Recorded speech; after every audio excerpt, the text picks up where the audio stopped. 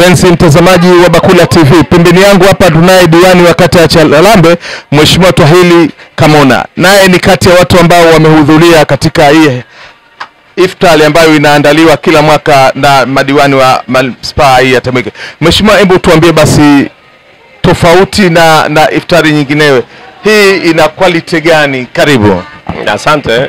Kwanza kabisa nami namshukuru Mwenyezi Mungu mwingi wa rehema kwa sababu yeye ni sababu ya leo sisi kuweza kukutana na kama madiwani au kama baraza kuweza kulitimiza hili, ikiwa ni sehemu ya ibada kwa Waislamu, lakini vivyo ni sehemu ya kuonyesha upendo na kwa namna gani sisi kama baraza au kama madiwani kupitia ofisi ya meya tupo karibu na jamii inayotuzunguka.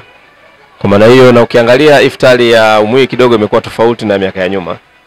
Kwa maana iftari ya leo tumeangalia wale watu ambao hususani vijana na watoto ambao wapo katika mazingira magumu tofauti kulingana na scenario zao ambazo wanazopitia katika maisha.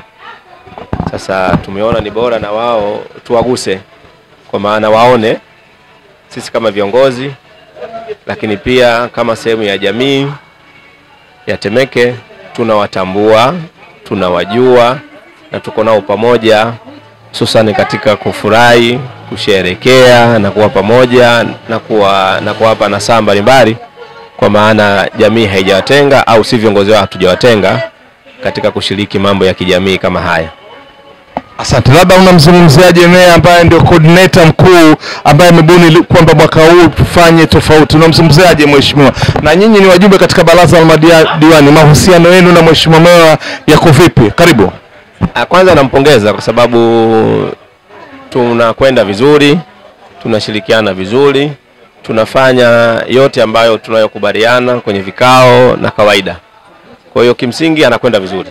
Nampongeza sana tena sana. Mimi kwangu, kwa sababu hii ndo awamu ya kwanza kukutana na meya kijana, kukutana na meya ambaye ana uwezo mkubwa sana wa kutekeleza yale ambayo tunayoyaazimia na kusimamia na kuyafuatilia.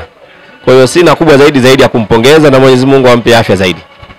Mimi nikushukuru. Karibu ndani, tusubiri muda ufike. Asante sana. Asante sana.